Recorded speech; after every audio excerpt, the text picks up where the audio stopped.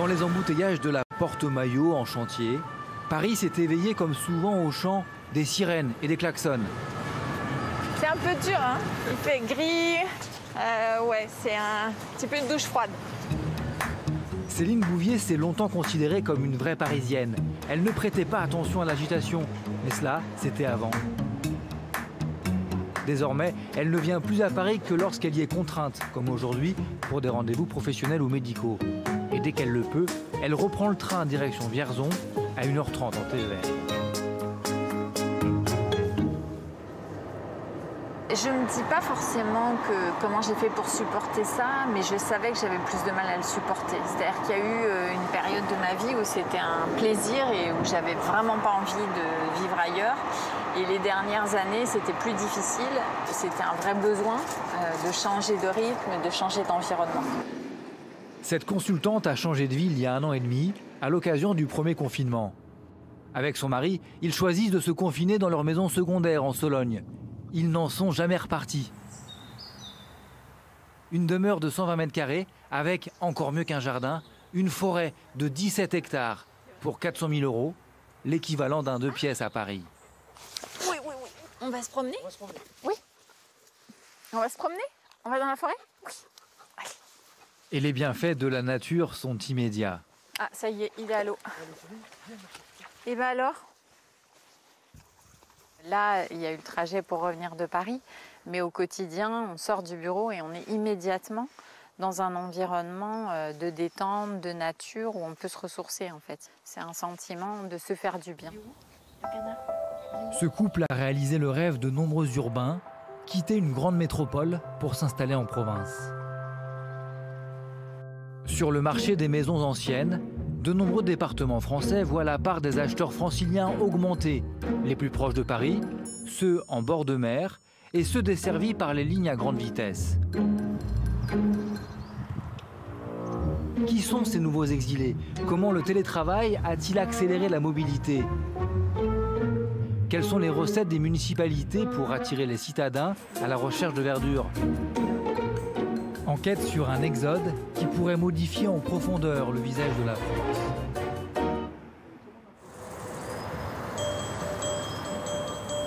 Vannes, dans le Morbihan, fait partie de ces villes en pleine métamorphose. Près de 53 000 habitants, 400 de plus en 5 ans. Et les citadins s'arrachent les rares maisons disponibles. Une frénésie dont profitent les agences immobilières. Donc on va commencer par la rue de l'Île aux Moines. Ok, qui est très bien. Donc ce qu'on va faire, ce que je te propose, c'est qu'on commence par le côté droit. Quand on revient, on fait le côté gauche, comme ça on rate aucune maison. Allez, c'est parti. Le problème de ces agents immobiliers, ce n'est pas de trouver les acheteurs, mais des biens à vendre. Alors ils reviennent à la base de leur métier, la prospection. Attends, regarde monsieur, donc on va aller voir tout de suite. Bonjour monsieur. Bonjour, on est conseiller immobilier pour l'agence Sublime. Alors, on est conseiller immobilier pour l'agence Sublime. On recherche des maisons. Est-ce que vous avez connaissance de maisons éventuellement qui seraient à vendre? Il n'y en a pas. Bah, il y en a peu. Entourage, vos amis? Il y en avait une un peu plus loin, alors elle a été vendue. Tout de suite? Elle a été vendue rapidement? C'est vous? Non, c'est pas nous. C'est pas nous. C'est dommage, on peut pas toutes les vendre. On en vend beaucoup, mais on peut pas toutes les vendre. Ici, ça se vend vite. Hein. Ça se vend très vite. Quelquefois même, il n'y a pas de pancarte, elle est vendue. Bonne journée en tout cas. Oui, à vous Merci beaucoup. Et puis n'hésitez pas, je suis à votre disposition. Ici, les biens mis en vente partent en 24 heures et les prix flambent. Dans ce quartier, une maison se vend aujourd'hui entre 600 et 700 000 €, 120 000 € de plus qu'il y a 1 an et demi. Bonjour. Bonjour. Vous êtes du quartier ou pas? Ouais, on n'est pas de là, on est de là-bas. Ce jeune couple, qui a quitté la région parisienne, a dû renoncer à acheter une maison ici. Ici, dans ce quartier, c'est mort. On a regardé pendant plusieurs mois, il n'y a rien. Et puis... Ils sont en location depuis 1 an, mais déménagent bientôt dans un voisinage plus accessible financièrement. Ils vivaient en Seine-Saint-Denis et souhaitaient déjà partir avant le début de la crise sanitaire. Paris, c'est mort. Hein. Non, on a juste confirmé notre choix. Non, vraiment, c'est pas facile pour les... C'est une vie qui est dure, hein, là-bas. Franchement, il y a beaucoup de monde, il y a beaucoup de stress, il y a beaucoup de pauvreté, il y a beaucoup de violence. Il n'y a pas de verdure. Si on n'a pas de pouvoir d'achat, il n'y a rien à faire, à part aller dans les bars ou peut-être aller dans les musées. Vous avez trouvé du coup un emploi ici? Oui. Ouais. On a déménagé... Avant de trouver un emploi. Ouais, on était au chômage, mais avec les salaires du chômage, on peut vivre ici en fait. À Paris, c'est pas possible. Un témoignage qui trouve un écho avec le parcours de Carole Vidal. Elle aussi a sauté le pas et quitté Paris en décembre 2020. Merci beaucoup. Au revoir. Je travaillais sur la défense, donc ça résonne avec la pression, le stress du travail, la pression, le stress des transports en commun, 1h30 le matin, 1h30 le soir, la vie de famille qui en pâtit, tout en pâtit. Carole était directrice de clientèle dans une agence de publicité. Bonjour monsieur, bonjour madame. À 45 ans, elle décide de changer de vie. Cap à l'ouest et reconversion professionnelle radicale. Elle s'installe à Auray, une commune aux portes de Vannes, et se forme pour devenir agente immobilière, persuadée de pouvoir trouver un travail dans la région, tant le marché est porteur. Avec sa compagne, Carole peut à présent organiser son planning pour pouvoir chercher chaque jour ses enfants à la sortie de l'école. Elsa et Jeanne ont tout de suite trouvé leur marque ici. On entend des petits cris de satisfaction parce qu'on quitte l'école, mais ce n'est pas une ruée énervée qu'on avait précédemment en région parisienne. Donc les enfants sont beaucoup plus cool, les devoirs sont plus faciles à faire, les choses sont plus simples, très sincèrement. La famille habite à quelques minutes de l'école. Le couple a acheté cette maison de 180 mètres carrés pour 450 000 €. Elle en vaut aujourd'hui 100 000 de plus, assure Carole. Ce l'ombre au tableau dans leur nouvelle vie ici, la difficulté à trouver des rendez-vous médicaux. Pour moi, c'est une inquiétude, étant donné que je suis suivie au niveau pneumologie. Enfin, j'ai un pneumologue sur Paris, mais ici, pour l'instant, j'ai des difficultés à trouver un rendez-vous. J'ai raté l'heure à laquelle j'aurais pu prendre un rendez-vous, donc je suis repoussée du 1er septembre. Là, je suis repoussée déjà au 15 octobre pour seulement prendre un rendez-vous qui n'aura lieu que dans 1 ou 2 mois. Donc, c'est vrai que les délais sont longs. Tu prends ma veste? Non, c'est bon, j'ai. Mais cet inconvénient est pour elle largement compensé par la qualité de vie qu'elle trouve ici. Comme un air de vacances, les journées se terminent souvent au bord de l'eau. Besoin de souffler, le lendemain il n'y a pas d'école. Grosse journée pour les mamans, c'est bon pour les enfants, c'est bon pour les parents, donc on y va. Ah, ça sent. De l'air iodé comme anti-stress. Illimité et, comme elle le dit, totalement gratuit. Carole est aujourd'hui auto-entrepreneuse. Son objectif, gagner 2 000 € par mois, c'est-à-dire le même salaire qu'à Paris, mais avec en prime une meilleure qualité de vie.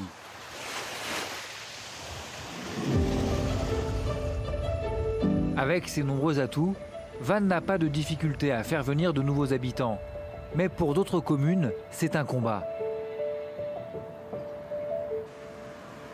Située à 2h30 au sud de Paris, en Bourgogne, Nevers porte encore les marques de la désindustrialisation dans la région. Cette ville de 34 000 habitants en a perdu près de 7 600 en 20 ans. Mais elle compte bien redorer son image. C'est le moment de changer d'atmosphère. Nevers, la destination idéale de vos nouvelles envies.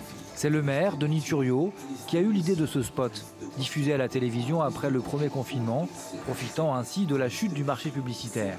Destination Nevers, pour un jour ou pour toujours. Pendant longtemps, moi je trouve, mes prédécesseurs ont communiqué sur la qualité de vie.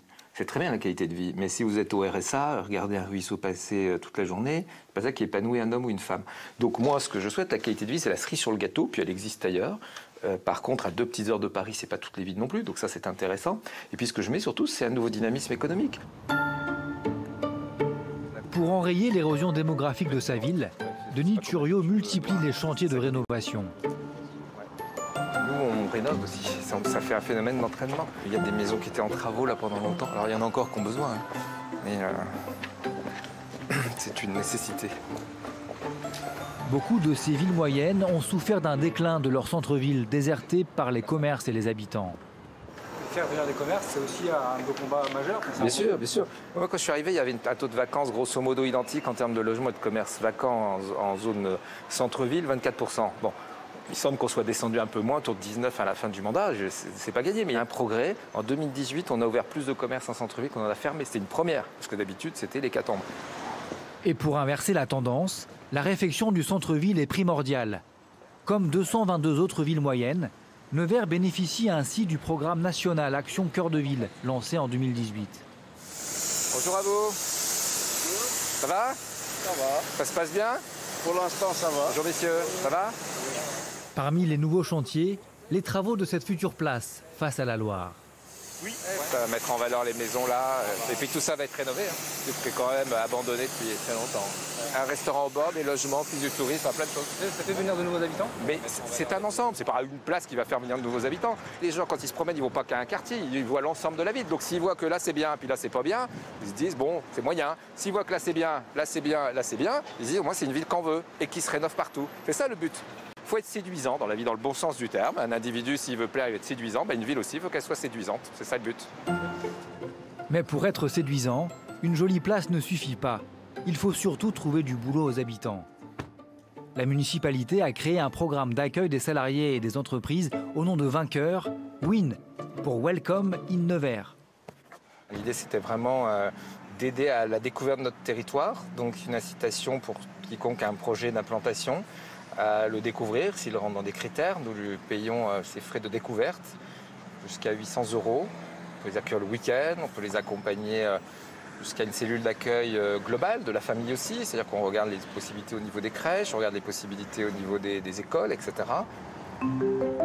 Nevers investit chaque année près de 30 000 € pour cette politique d'accueil.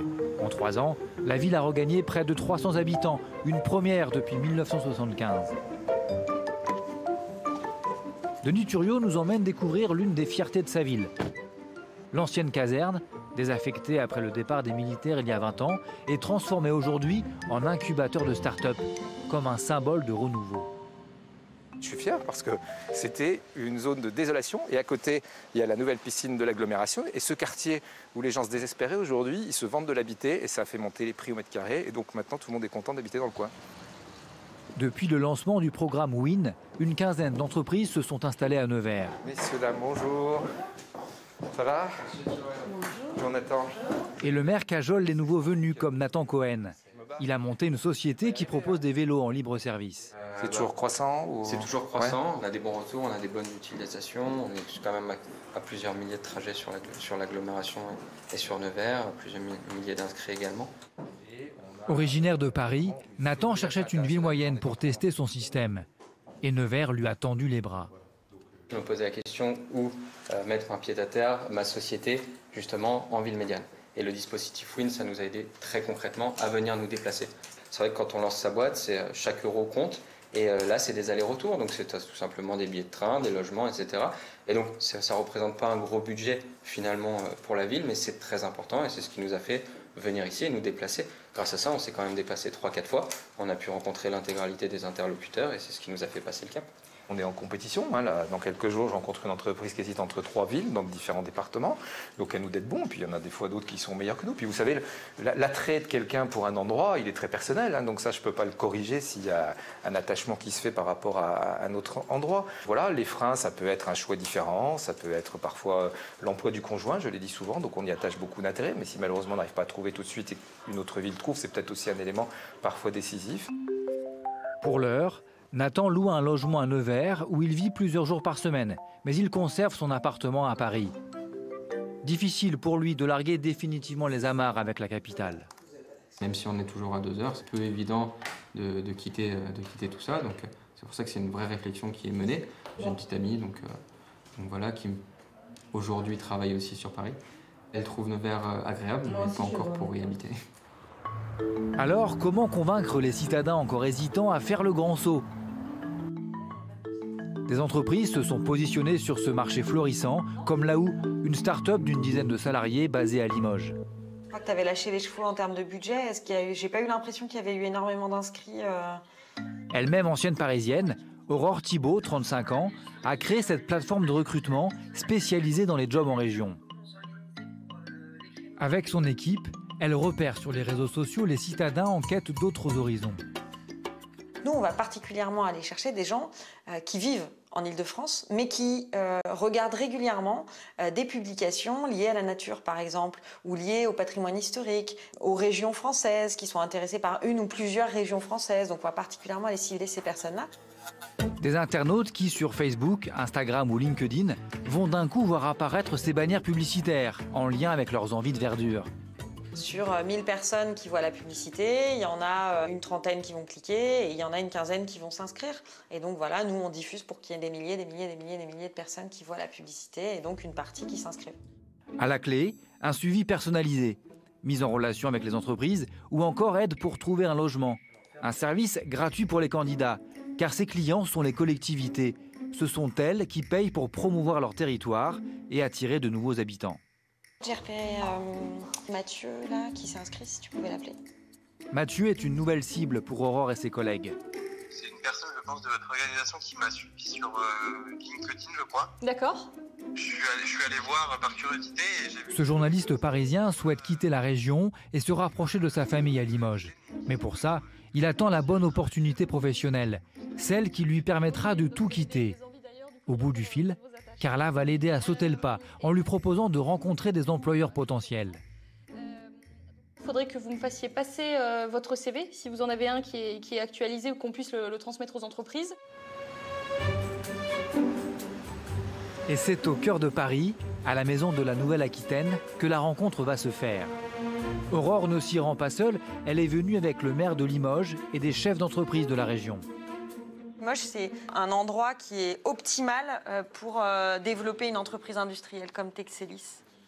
35 candidats au départ se sont inscrits à cette journée de recrutement. Et puis, dans le cadre des développements de projets, de lignes de fabrication, on cherche également des profils plus techniques sur de l'ingénierie de projet, voilà, des profils commerciaux aussi.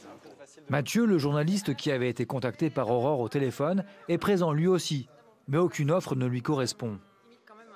Tu vois, des postes qui peuvent être intéressants dans une ville comme Limoges, pour un profil comme toi, il y en a, je sais pas, 2, 3, 4, 5 par an. Donc plus on élargit les domaines quand même, plus on va pouvoir... Il y a de chance de trouver voilà, exactement. Réseaux sociaux, community management, j'en ai déjà fait aussi. Ouais, j'en ai déjà fait aussi. Et donc là, tu es ouvert à ce genre de poste? Ouais. Okay. Pour l'heure, Mathieu n'envisage pas de partir à Limoges sans emploi. Quitter Paris est plus simple quand on peut emporter son travail avec soi, voire carrément toute son entreprise.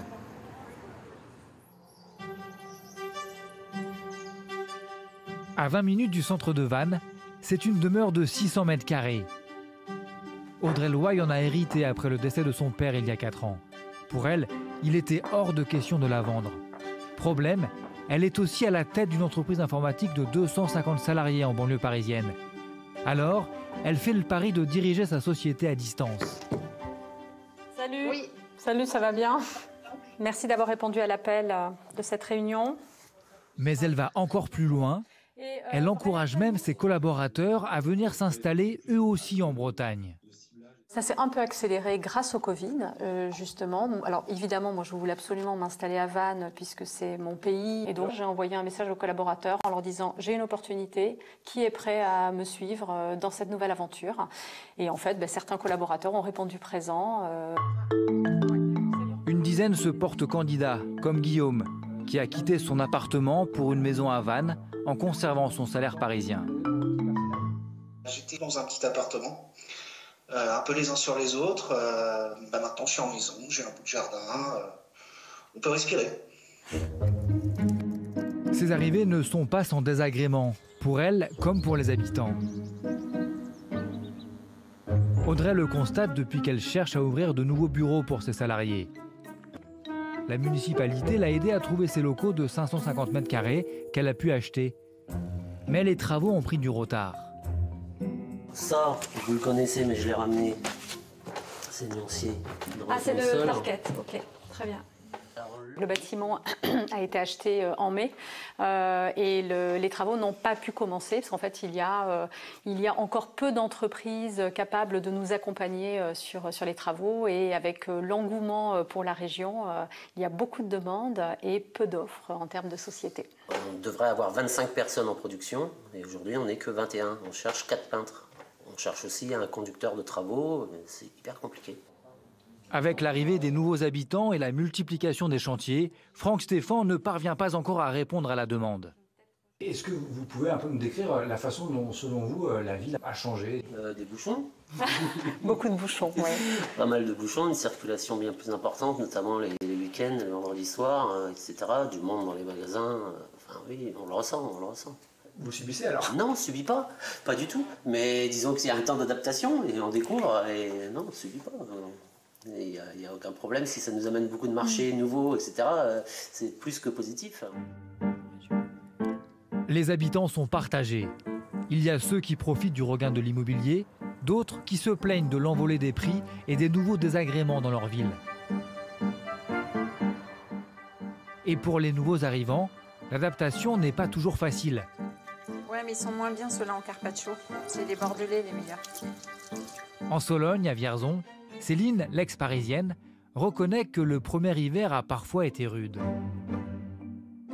Oui, ce à quoi il faut s'habituer, c'est qu'en hiver, à 17h, il fait nuit et on ne se balade plus dehors. Alors qu'à Paris, finalement, en hiver, la nuit, il continue à y avoir une vie extérieure et une stimulation. Donc, on a vécu un premier hiver, en plus en période de couvre-feu, donc pas de cinéma, pas de restaurant. Donc, on a trouvé qu'il y avait un peu de monotonie qu'on a compensé par des feux de cheminée. C'est pas mal non plus. À l'aube d'un nouvel hiver, le couple n'a aucune intention de revenir dans la capitale. D'après un sondage effectué en février 2019 par l'Institut Elab, 56% des Franciliens habiteraient dans une autre région s'ils en avaient la possibilité.